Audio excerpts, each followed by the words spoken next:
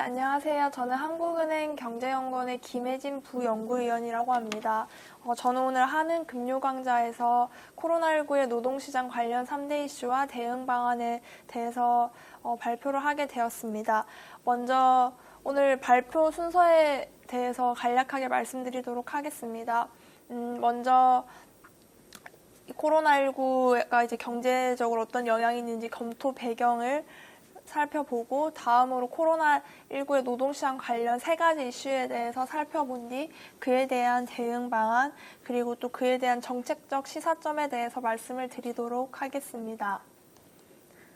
네, 먼저 다들 잘 아시다시피 코로나19 사태로 인해서 이제 세계 경제는 대공황 이후에 최악의 경기 침체를 경험할 것으로 예상이 되는데요. 저희가 이제 경제 성장률 전망치를 이제 대표적으로 내는 곳이 국제통화기금과 세계은행인데 먼저 국제통화기금에서 나온 전망치를 보시면 아래 그림에 이제 1980년부터 그리고 이제 2020년까지 가장 최근 전망치까지 표시가 되어 있습니다. 보시면 이제 거의 항상 양의 값을 가졌다는 것을 아실 수 있는데 그 2008년, 9년 글로벌 금융위기 당시에는 역성장을 하는 모습이 보이긴 했지만 그래도 지금 코로나19로 인해서 2020년에 그 전망치 지금 붉은색 그래프로 표시되어 있는 마이너스 4.9%보다는 이제 훨씬 덜한 모습입니다.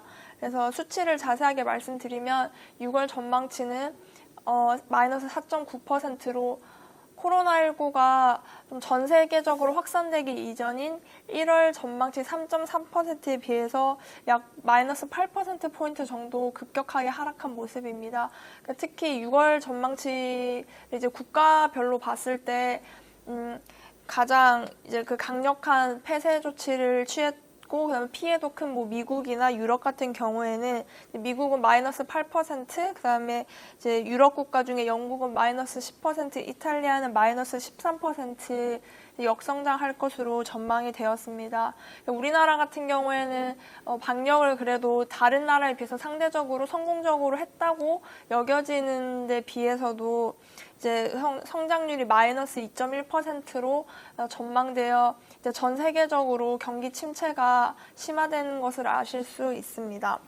그리고 세계은행에서 발표한 6월 전망치도 마이너스 5.2%로 국제통화기금과 유사한 수치를 보이고 있고 이제 세계은행 역시 1월 전망치 발표 당시에는 2.5% 성장할 것으로 예측을 했었는데 이제 코로나가 확산이 되면서 역성장할 것으로 전망을 바꾸었습니다.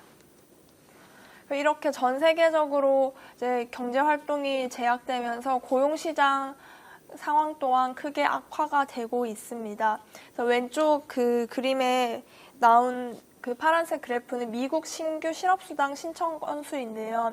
그래서 그 전까지 이제 실직 사태가 본격화된 게 3월 셋째 주인데 그 전까지는 지금 코로나 이전과 이제 비교해서 아주 낮은 신청 건수가 있다가 3월부터 신청이 폭증하기 시작했습니다. 그래서 8월 초까지 22주간 약 6천만 명 정도가 이제 신규로 실업수당을 신청하였고, 우리나라 같은 경우에도 이제 오른쪽 그래프에 국내 사업체 종사자를 집계한 사업체 노동력 조사 자료를 제가 가지고 왔는데, 보시면 빨간색 그래프를 보시면은 이 조사가 이제 2009년부터 사업체 종사자에 대한 그런 자료 조사를 시작했는데 집계 시작 이후 처음으로 마이너스를 기록을 했습니다. 2020년 3월에. 그래서 2020년 3월에 처음으로 이제 종사자가 감소하는 추세가 나타났고, 그리고 4월에도 36만 5천 명이 감소해서 감소세가 더욱 악화되고, 5월과 6월에도 감소세가 유지되는 그런 상황입니다. 그래서 이렇게 코로나19 발 그 충격은 전체 경제뿐만 아니라 이제 노동시장에도 이렇게 악영향을 미치는데, 중요한 것은 단기적으로 실업이 증가하고 그다음에 고용이 감소할 뿐만이 아니라 고용시장에 영구적인 영향을 미칠 수 있다는 것입니다. 그래서 다음 이제 발표에서는 크게 어떻게 영구적인 영향이 3가지 있을지를 살펴보고 그에 대한 대응 방안과 정책적 시사점에 대해서 말씀을 드리도록 하겠습니다. 네, 그래서 3대 이슈 중에 첫 번째는 실업의 급증입니다. 코로나19의 확산을 막기 위한 이제 폐쇄 조치 그리고 외출 자제 조치 등이 강력하게 시행됨에 따라서 노동 수요와 공급이 동시에 둔화했습니다. 그래서 노동 수요 측면을 보여주는 구직 공고 자료 왼쪽에 그림을 보시면은 미국 내 구직 공고는 3월 초부터 급감을 하기 시작해서 약 한 달 만에 연초 대비 30%가 감소하였습니다. 네, 이걸 글로벌 금융위기 때와 비교를 해보면 글로벌 금융위기 때는 1년 반에 걸쳐서 50%가 감소한 것과 비교해보면 이번에는 약 한 달 만에 연초 대비 30% 이상 감소했기 때문에 훨씬 감소 속도가 빠른 것을 알 수 있습니다. 그래서 그 이후에도 계속 낮은 수준을 유지하고 있고요. 그리고 노동 공급 측면을 생각해보면 사회적 거리두기 조치로 인해서 노동 공급에 이제 부정적인 충격이 있었고 또 그렇게 되면서 노동자들의 소득이 떨어지고 그 소득이 감소하면서 다시 수요를 악화시키는 그런 악순환이 이제 반복이 되고 있습니다. 그래서 이렇게 수요와 공급이 동시에 둔화하면서 실업률이 치솟게 되었는데 OECD 오른쪽 그림에 있는 OECD 회원국의 실업률 추이를 보시면 2020년 4월 실업률이 8.4%로 전월 대비 2.9%포인트 급증하였습니다. 그리고 한국의 경우에도 5월 실업률이 4.5%로 20년 만에 동월 대비 가장 높은 수준을 기록하였습니다. 또 하나 이제 중요한 것은 이렇게 실업이 급증한 것이 이제 모든 집단에게 동일하게 나타나지 않는다는 것인데요. 먼저 성별로 살펴보시면 실직은 남성보다 여성에게 전반적으로 더욱 심각한 수준입니다. 그래서 아까 보여드린 이제 그 4월 OECD 실업률을 이제 남성과 여성으로 나누면 여성이 9.1%, 그리고 남성이 7.9%로 여성에게 더 높은 수준이고, 그리고 한국에서도 2월과 4월 사이에 코로나19로 인해서 감소한 취업자 수가 여성이 62만 명으로 이제 남성이 40만 명 감소한 것에 비해서 더 컸습니다. 그래서 이렇게 실업이 성별에 따라서 여성에게 더 심각하게 나타나는 것은 이제 산업 분포와 가사노동 시간이 성별로 상이하기 때문입니다. 사실 그 코로나19로 인한 그 사회적 거리두기 조치에 가장 크게 타격을 입은 게 대면 서비스업인데요. 예를 들어서 이제 음식업, 숙박업, 도매업 등 대면 서비스업인데 그곳에 이제 여성 고용 비율이 상대적으로 높습니다. 그래서 왼쪽 그림에 보시면 여기선 제가 도매업 여성 근로자 비중만 가지고 왔는데 이제 OECD 평균 도매업 같은 경우에는 여성 고용 비율이 62%이고 그리고 음식점업과 숙박업도 각각 53%, 60%로 여성이 코로나로 인해서 타격을 받은 산업에 많이 종사하고 있기 때문에 이제 실직 문제도 더 심각하게 나타나는 것으로 보입니다.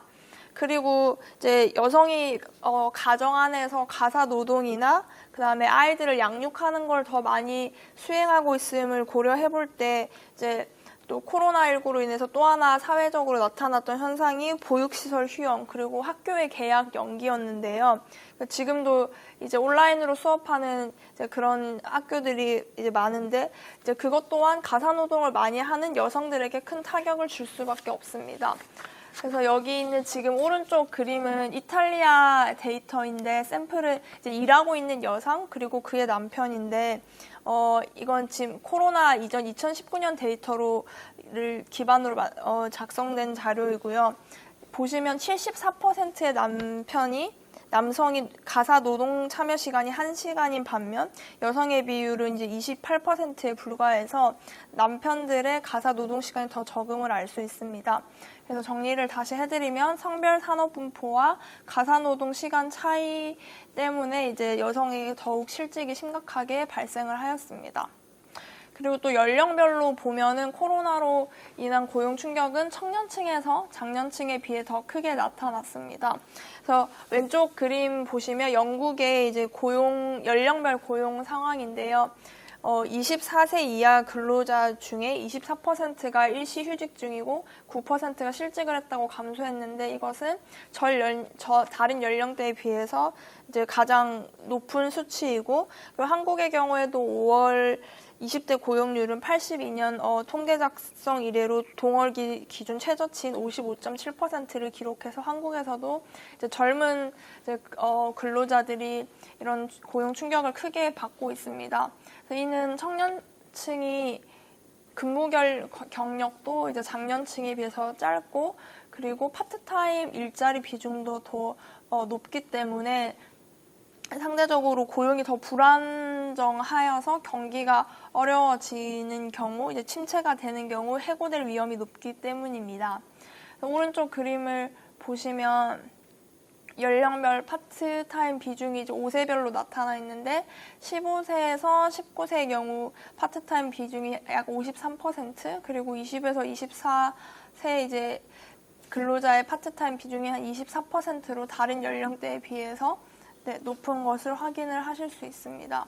그래서 이렇게 실직 문제는 특히 여성들이나 청년층에게 더 이제 강하게 나타난 것으로 보이고, 그리고 이제 앞으로 이 실직 문제가 사실 단기적으로 끝나면은 그래도 좀 이제 그 상처가 덜할 수도 있는데, 일단 코로나19의 조기 종식 자체가 요원해졌고, 그리고 종식 이후에도 경기 침체가 지속될 것으로 보여서 현재 급증한 실직자 수는 쉽게 감소하지 않을 것으로 전망됩니다. 그래서 미국의 한 연구에 따르면 최악의 경우에는 2020년에도 실업률이 2자릿수를 기록할 수 있을 것으로 전망이 되고 있습니다.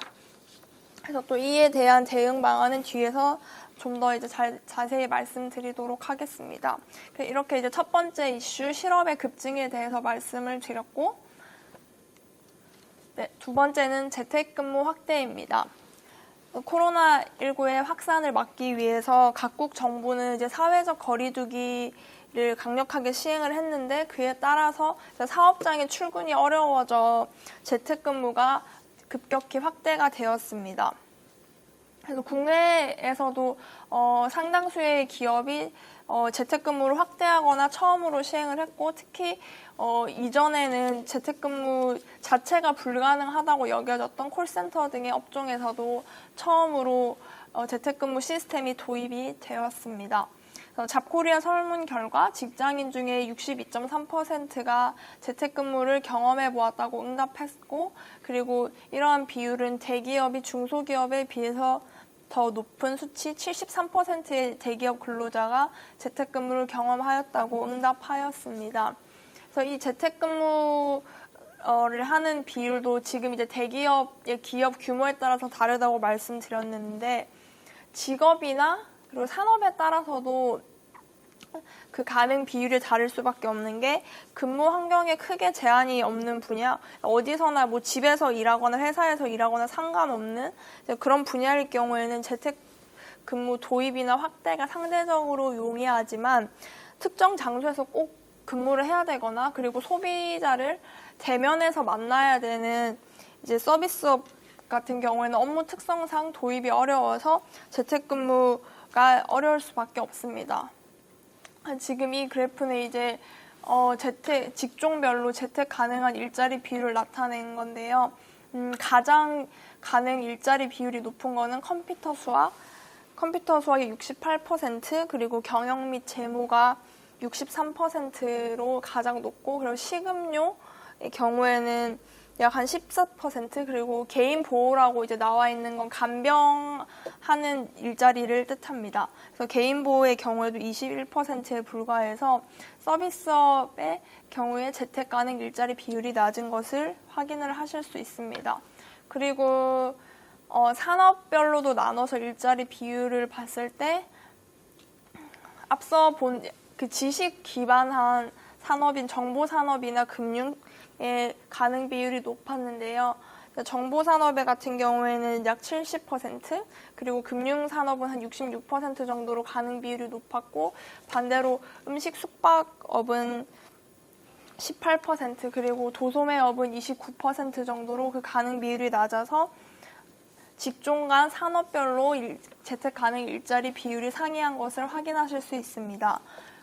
그리고 국가별로도 이제 가능 일자리 비율이 다르게 나타나고 있는데, 지금 보시는 그림에서 이제 X축이 1인당 GDP, 국가별 1인당 GDP이고, 그리고 Y축이 국가별로 재택 가능한 일자리 비율인데요. 보시면 이제 우상향하는 그림을 확인을 하실 수 있습니다. 그래서 GDP가 높을수록 높은 것을 알 수 있고, 아마 GDP가 높으면은 그런 재택근무를 할 수 있는 뭐 기술적인 여건이나 인프라가 잘 되어 있어서 그럴 것으로 생각이 됩니다. 그래서 미국은 약 한 37%, 유럽 국가의 경우에는 약 24에서 32% 재택 가능 일자리 비율이고, 그리고 개발도상국 같은 경우에는 14%로 상대적으로 낮은 수준을 보였습니다.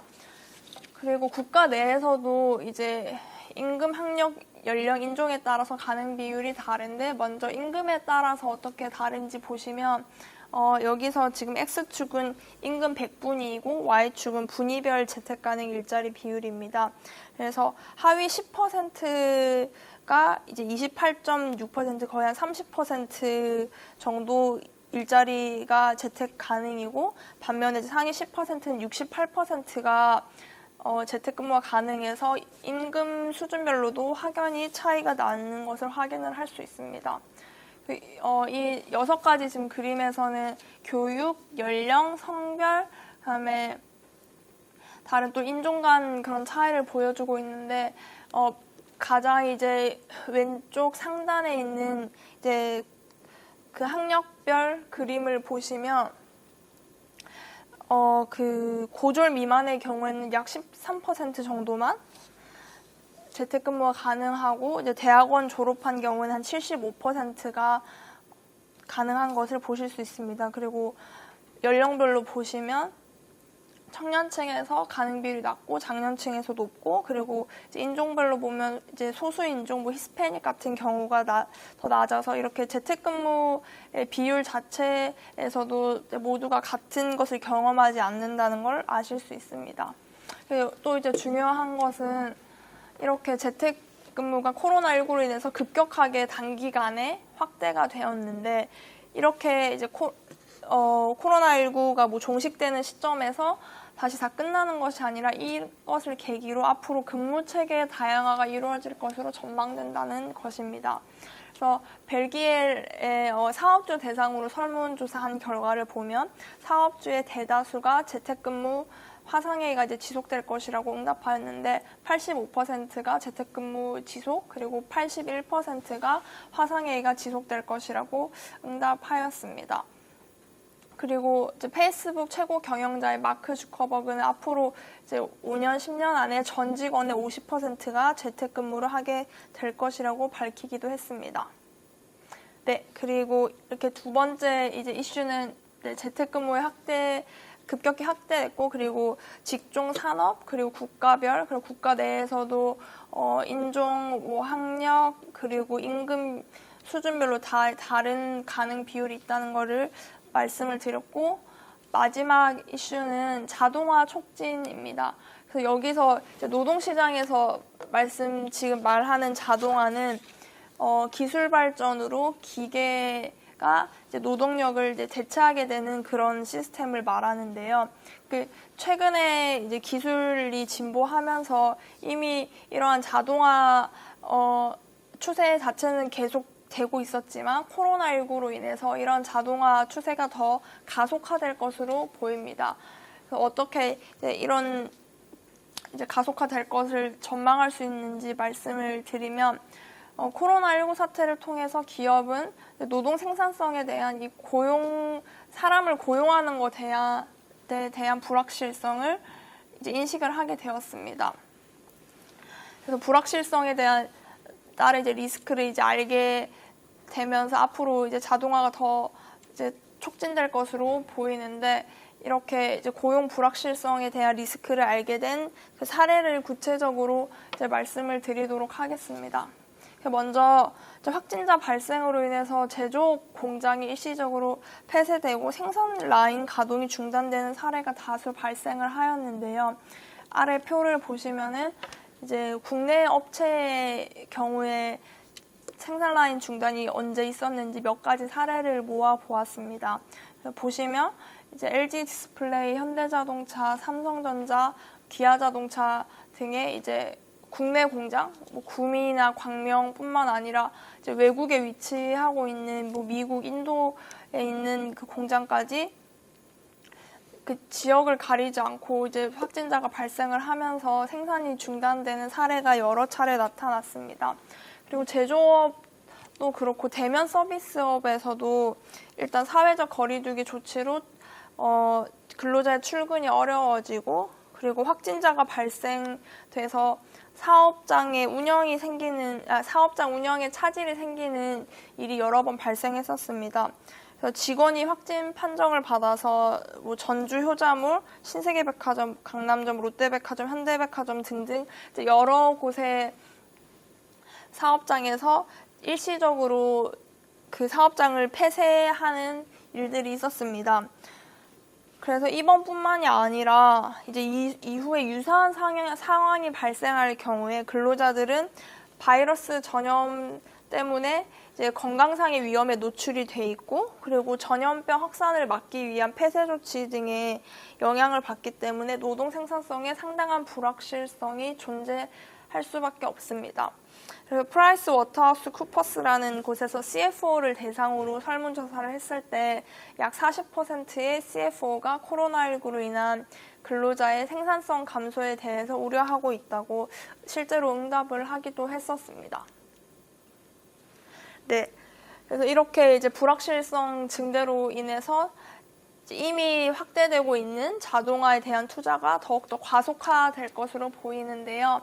그래서 최근 이제 자동화 투자에 대한 그 현황을 말씀드리면은 전 세계 산업용 로봇의 판매량이 2013년에서 17년 연평균 14% 대비 증가했으며 여기 회색 그 그래프 바를 보시면 앞으로도 전망치이긴 하지만 더 증가할 것으로 보입니다. 그리고 전문 서비스 로봇 시장의 규모도 2018년 기준으로 전년 대비 32% 증가해서 로봇에 대한 자동화에 대한 투자는 꾸준히 증가하고 있음을 알 수 있습니다.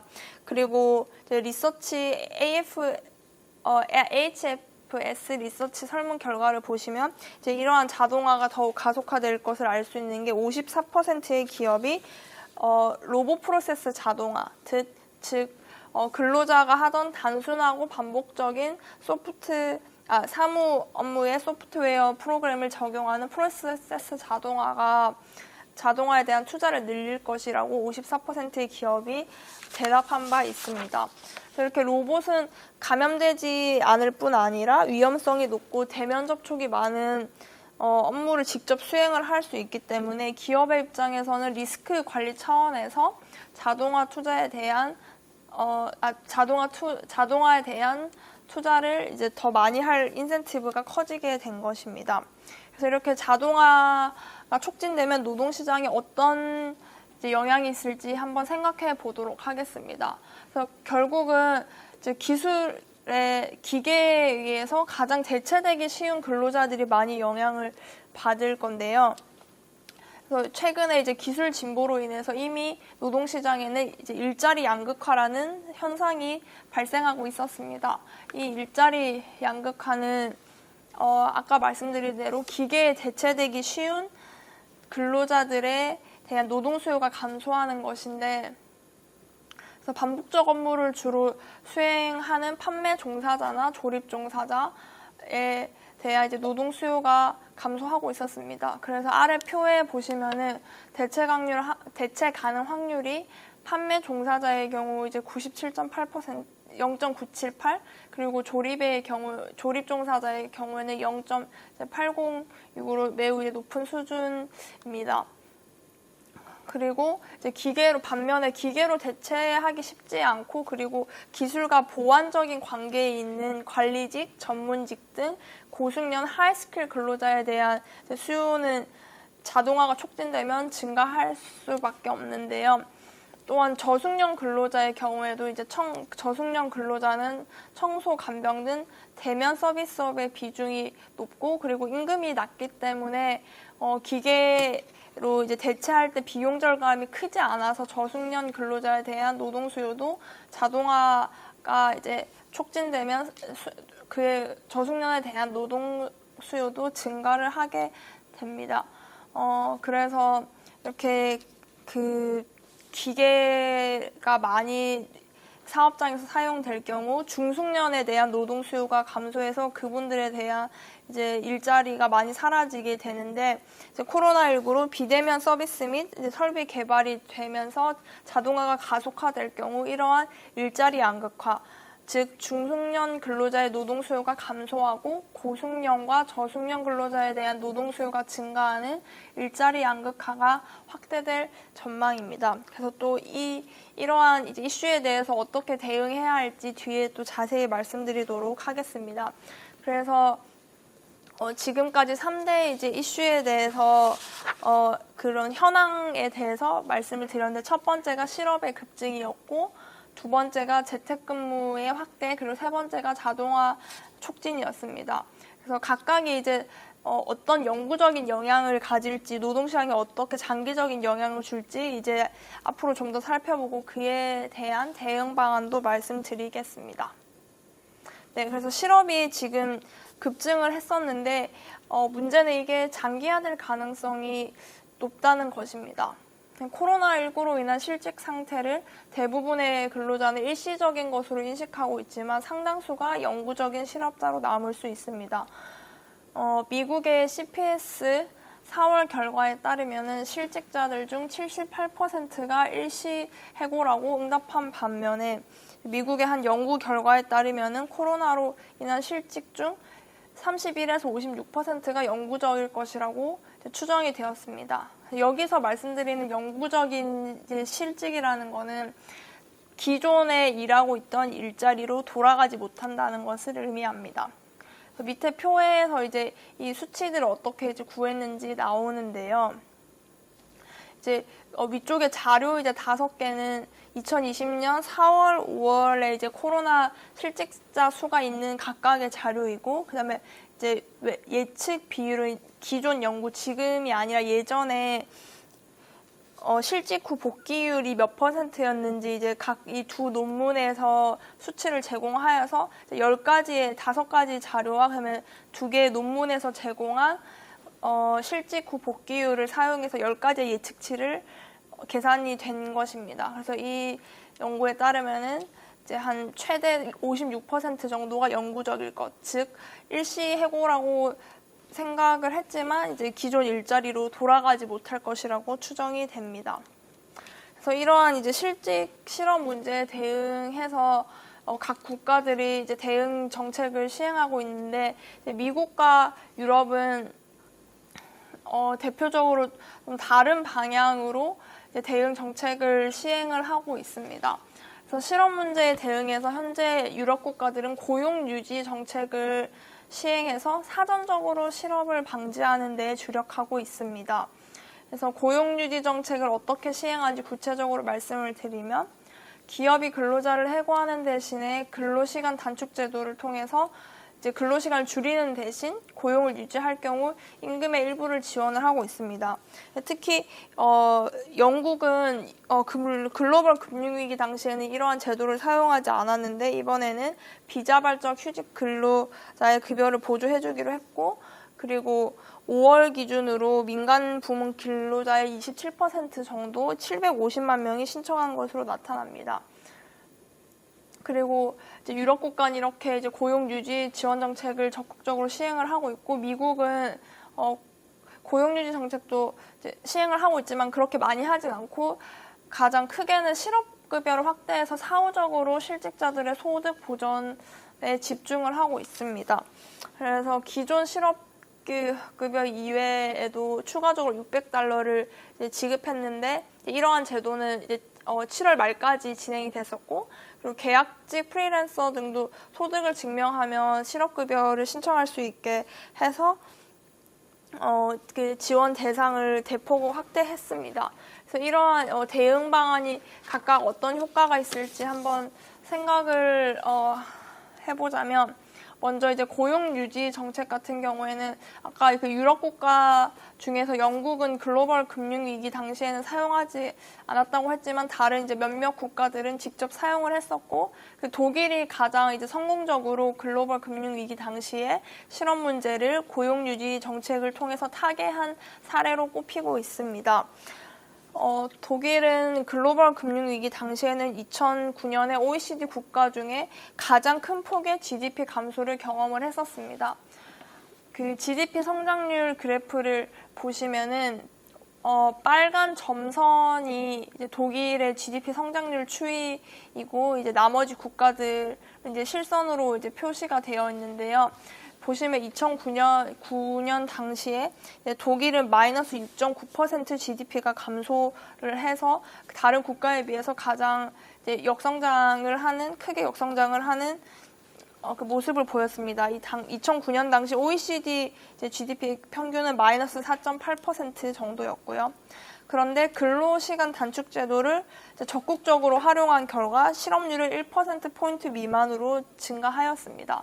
그래서 실업률 그래프에서도 빨간색 점선이 이제 독일의 수치인데요. 2009년에도 크게 증가하지 않았고 2010년에 7%, 2011년 5.8%, 2012년 5.4%, 2013년 5.2%, 그리고 2015년에 4.6%까지 지속적으로 실업률이 감소하는 그런 성과를 거두었고, 그래서 한 논문은 근로시간 단축 제도를 활용하지 않았다면 실업자 수가 2배로 더 증가했을 것이라고 분석을 하고 있습니다. 다만 이렇게 고용유지 정책을 사용을 하게 되면은 근로자가 계속 비생산적인 부문에 묶여서 생산적인 부문으로 이동하지 못하는 인력 배분의 왜곡이 발생될 가능성도 있지만 장기적인 실직 문제를 완화하기 위해서는 이러한 고용유지 정책이 긍정적인 효과가 있을 것으로 예상됩니다. 그 실업급여 확대 정책도 근로자들의 이제 소득을 보전해 주는 데는 이제 좋은 정책이지만 이제 몇 가지 고려를 해서 시행할 필요가 있습니다. 일단 실업급여를 확대를 하게 되면 근로자들의 구직 의욕이 감소해서 구직 활동이 위축되는데요. 그래서 2020년 1분기를 기준으로 이제 미국 경우에 정규직 근로자의 주급 중간값이 $957인데 비해서 평균 실업급여 수당이 $978였습니다. 그래서 이제 실업급여를 받는 게 더 높으니까 저임금 근로자들은 오히려 실업급여를 받는 것이 더 이득이라서 이제 구직 활동을 이제 안 하게 되는 그런 좀 역효과가 발생을 할 수 있고, 그리고 기간 의존성이라고 해서 구직 기간이 늘어날수록 실업에서 벗어날 확률이 감소하는 현상이 있는데 실업급여를 확대되면 이러한 기간 의존성이 야기되어서 구직 기간이 장기화될 우려가 있습니다. 아래 그림은 이제 미국 내 실제 채용 공고에 구직 기간만 다르게 해서 가상의 이력서를 넣었을 때 이력서 회신율, 즉 이제 면접을 보러 오라는 그 회신율이 어떻게 달랐는지 연구를 해보았는데요. 아래 그림을 보면 지금 X축이 구직 기간이고 Y축이 회신율인 걸 보시면 실업 지속 기간, 구직하는 그 기간이 긴 이력서일수록 이력서 회신율이 이제 떨어지는 것을 보실 수 있습니다. 이렇게 실직 상태는 잠재적 고용주들에게는 부정적인 시그널로 기능을 하기 때문에 이렇게 구직 기간이 실업급여 확대 정책으로 인해서 늘어나면은 더 장기화될 우려가 있습니다. 그래서 이런 점을 잘 이제 고려해서 실업급여 확대 정책도 시행해야 할 것으로 보입니다. 네, 그리고 두 번째 이슈, 재택근무에 대해서 말씀드리고자 하는데, 코로나19로 인해서 재택근무 활용이 늘어났고, 그리고 아까 그런 사업주들의 서베이 그 조사 결과에서도 알 수 있듯이 종식 이후에도 지속될 것으로 전망됩니다. 그래서 그러면 과연 재택근무를 시행했을 때 생산성이 높아질 수 있는지에 대한 논의가 필요한데요. 재택근무가 생산성을 낮춘다는 이제 몇몇 의견도 있지만 여기서 이제 생산성은 사업장에서의 객관적 이제 업무 성과나 그리고 이제 결근 일수가 를 말하는데 이제 생산성이 높아진다는 거는 업무 성과가 증가하거나 결근 일수가 감소하는 걸 뜻합니다. 그래서 이러한 이제 생산성 증가가 안 된다는 의견도 있지만 다수의 실증 연구가 긍정적인 영향이 있다는 결과를 제시하고 있습니다. 그래서 블룸과 다른 그 연구자들이 했던 중국의 콜센터를 대상으로 실험했던 그 결과를 보면은 지금 그 객관적 업무 성과 증가로 제목이 되어 있는 그래프가 그 연구의 결과인데요. 빨간색 직선은 이제 재택근무가 시행된 시점을 뜻합니다. 그래서 이 연구에서는 콜센터에서 일하고 있는 근로자들을 무작위로 재택근무를 시행하는 그룹 그리고 시행하지 않는 그룹으로 나눠서 그 두 그룹의 생산성을 비교하였습니다. 그러니까 여기서는 콜센터이기 때문에 이제 얼마나 많은 전화를 받느냐가 이 회사에게는 생산성을 뜻하게 됩니다. 그래서 지금 빨간 선이 트리트먼트라고 적혀있는 빨간 선이 재택근무 참여자 그리고 파란 선이 재택근무 미참여자입니다. 그래서 보시면 직선 이전 기간, 즉 재택근무에 대한 이런 연구를 하기 전에는 두 그룹이 성과가 비슷했었는데 그 이후에는 재택근무 참여한 사람들의 생산성이 더 높은 지금 빨간 선이 파란 선보다 더 위쪽에 위치하는 걸 보실 수 있습니다. 그래서 이걸 통해서 재택근무가 이제 생산성을 높이는구나 알 수 있고 그리고 결근 일수 감소라고 적힌 이 그래프는 이탈리아의 한 회사에서 실시한 여기서도 똑같이 무작위 실험을 통해서 한 회사에서 재택근무 참여자, 미참여자를 나눠서 생산성을 이제 결근 일수를 보았는데 결근 일수가 이제 참가자가 미참가자에 비해서 이제 5.6일 정도 적다는 결과가 나왔습니다. 그래서 여기서 분홍색 선이 참가자의 결근 일수 그리고 파란색 선이 미참여자로 이제 재택근무를 참여했을 때 결근 일수가 더 낮은 걸 알 수 있고 그리고 이 회사에서 이제 그 회사 기준으로 생산성을 비교를 했을 때 생산성도 2배 더 높다는 결과를 제시했습니다. 그리고 랩 실험을 통해서 이제 재택근무가 생산성에 미치는 그런 효과를 분석한 논문이 있는데 거기서는 이제 단순 업무의 경우에는 계속 반복되는 작업을 하는 업무는 재택근무 환경이 생산성을 6에서 10% 정도 감소시키지만 창의적인 업무의 경우에는 오히려 생산성을 11에서 20% 정도 증가한다고 분석을 했습니다. 그래서 이제 방금 말씀드린 거는 이제 업무에 따라서 그런 재택근무의 효과가 다를 수 있음을 말씀드린 거지만 이제 대부분의 실증 연구에서는 긍정적인 영향이 있다는 그런 연구 결과를 제시를 하고 있습니다. 네, 그러면 이제 어떤 메커니즘을 통해서 어떤 요인들이 이제 재택근무가 이제 생산성을 높이는지 한번 알아보도록 하겠습니다. 크게 이제 3가지 요인이 있는데요. 첫 번째는 통근 시간 및 비용이 감소하고 두 번째는 직장 유지율, 즉 현재 다니고 있는 직장에서 다른 곳으로 이직하거나 그만두지 않고 계속 다니는 그 비율이 증가하고 그리고 비용 효율화 등을 통해서 이제 생산성이 향상될 수 있습니다. 그래서 첫 번째로 이제 통근 시간 및 비용 감소 요인에 대해서 대한 이제 연구 결과들을 말씀드리도록 하겠습니다. 그래서 통근 거리와 이제 결근 횟수라고 적혀 있는 이제 그 그래프는 호주의 서베이 데이터를 통해서 분석한 결과인데요. 그래서 여기 지금 점선으로 되어 있는 것은 이제 지금 실선으로 되어 있는 걸 먼저 말씀드리면 실선으로 되어 있는 게 건강상의 이유로 이제 결근한 것, 그 다음에 그 점선으로 되어 있는 게 이제 건강 이외의 다른 이유 때문에 이제 결근한 횟수인데요. 보시면 지금 X축이 통근 거리입니다. 그래서 통근 거리가 길어지면 길어질수록 건강상의 이유 혹은 뭐 다른 이유 어떤 이유든지 이제 결근 횟수가 더 많아지는 것을 그래프에서 확인을 하실 수 있습니다. 그래서 구체적인 수치로 말씀을 드리면 통근거리가 15km인 근로자들에 비해서 1km인 그 통근거리가 매우 짧은 근로자는 결근일수가 약 한 40% 낮은 반면에 이제 통근거리가 50km인 근로자와 15km인 근로자를 비교했을 때는 50km인 근로자가 22%에서 30% 정도 높다고 분석이 되어 있습니다.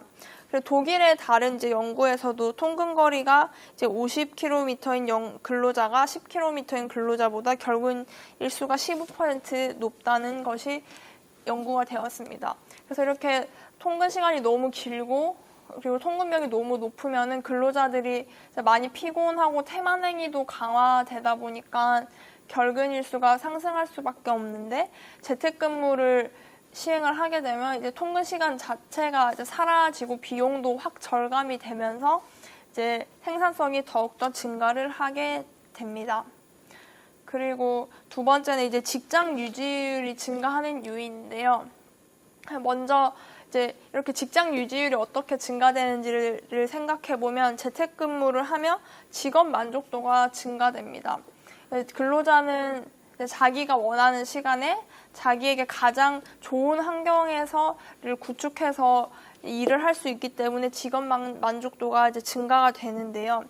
재택근무와 직업 만족도라고 이제 제목이 있는 그래프는 웹 서베이 자료를 이제 이용해서 재택근무와 만족도 간의 관계를 조사한 논문인데요. 보시면 지금 X축은 재택근무 시간, 그리고 Y축은 직업 만족도입니다. 그래서 재택근무 시간이 이제 많아지면 많아질수록 직장 만족도가 더 높아지는 것을 확인을 하실 수 있습니다. 그래서 이렇게 현재 직장에 대해서 만족도가 높아지면 이직률이 줄어들고 이제 직장을 계속 다니게 되는 직장 유지율이 높아지게 됩니다. 그리고 이제 고용관계가 이렇게 유지되다 보면은 근로자들은 그 해당 사업장에 대한 특화되는 인적자본, 그래서 그 용어를 기업 특화 인적자본이라고 하는데요. 그래서 근로자들은 고용관계를 유지하면은 기업 특화 인적자본, 그 기업에 특화된 자신의 그 능력이 지속적으로 축적이 되게 됩니다. 그래서 기업 특화 인적자본은 해당 기업 운영에 대한 자세한 지식, 그리고 그 직장 동료와의 팀워크, 그리고 자기가 가지고 있는 지식을 해당 업무에 적용하는 능력 등 다양한 형태를 띠고 있는데 이것이 지속적으로 축적이 되고, 그리고 이제 기업 입장에서도 자주 이직을 근로자가 하게 되고 회사를 퇴사를 해버리면은 해고와 그리고 또 새로 채용하는 비용이 들 텐데 이제 그런 비용이 절감되는 장점이 있습니다. 그래서 정리를 해보면 재택근무는 직업 만족도를 증가시키고, 그리고 그에 따라서 이제 직장 유지율이 증가되고, 그런 직장 유지율이 증가되면 근로자는 기업 특화 인적 자본을 축적하고, 그리고 이제 사업주 입장에서는 해고와 채용에 드는 비용이 절감되어서 생산성이 향상될 수 있습니다. 그리고 마지막으로 이제 재택근무를 시행하게 되면은 사업장 공간이나 제반 시설을 축소할 수 있고, 그리고 전기세, 냉난방비, 구내 식당 운영비, 청소 비용 등 그런 이제 운영 비용이 절감이 가능합니다.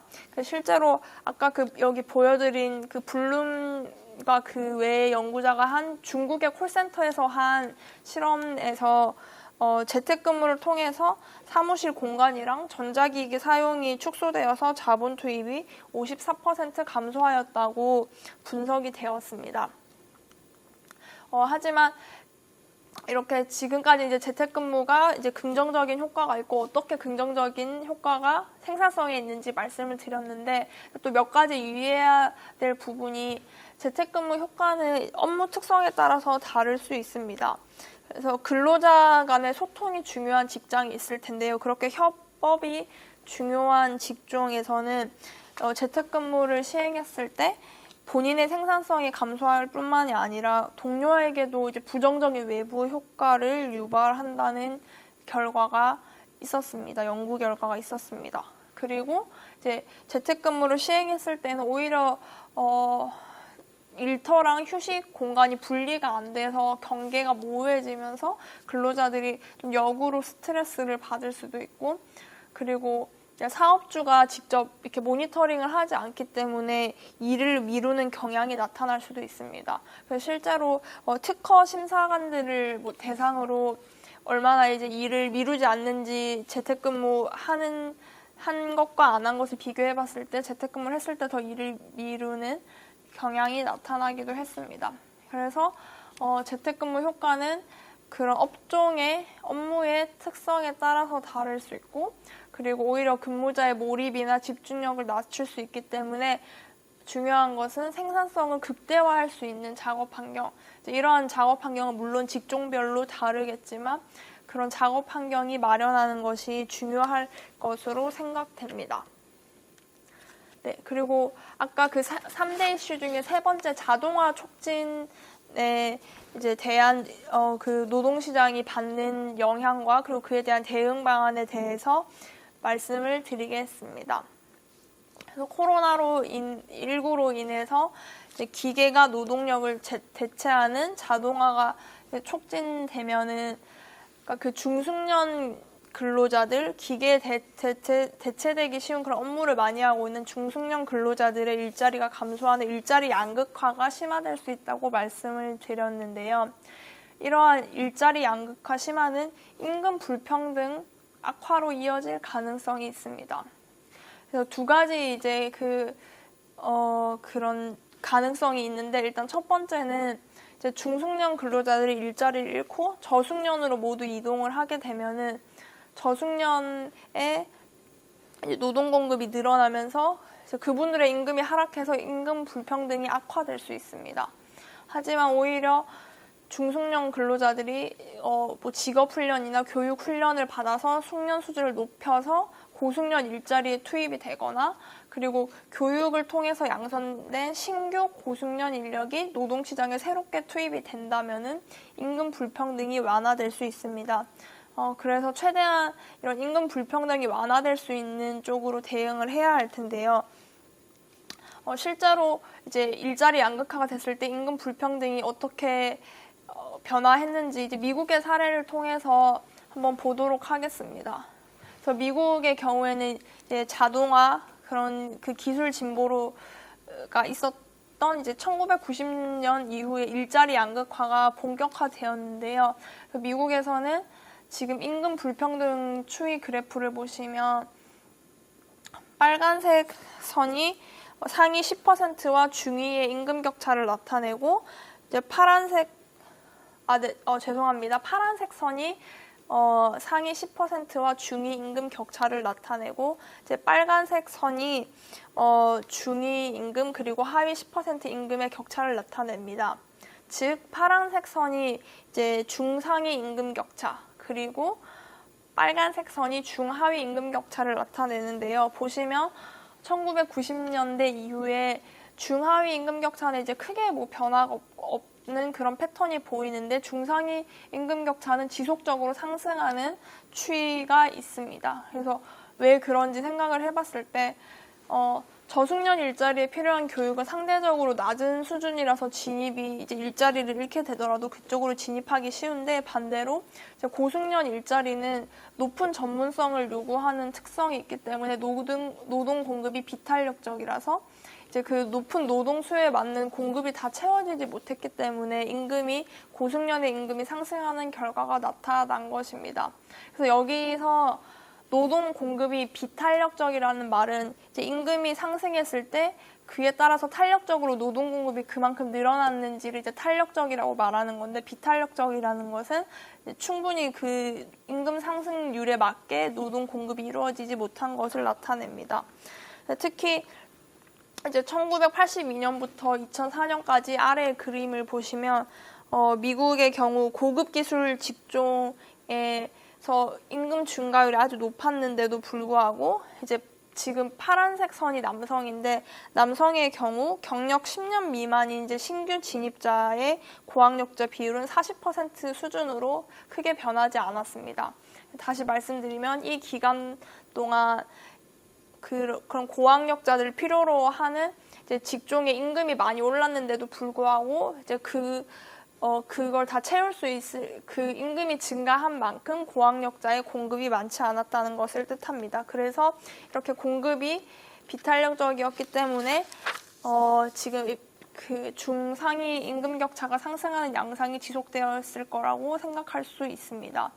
또 하나 이제 중요한 거는 노동 공급이 양적으로는 고학력화되고 있지만 질적으로 개선되지 못해서 이제 고숙련의 임금이 상승하고 그에 따라서 임금 불평등이 악화될 수도 있습니다.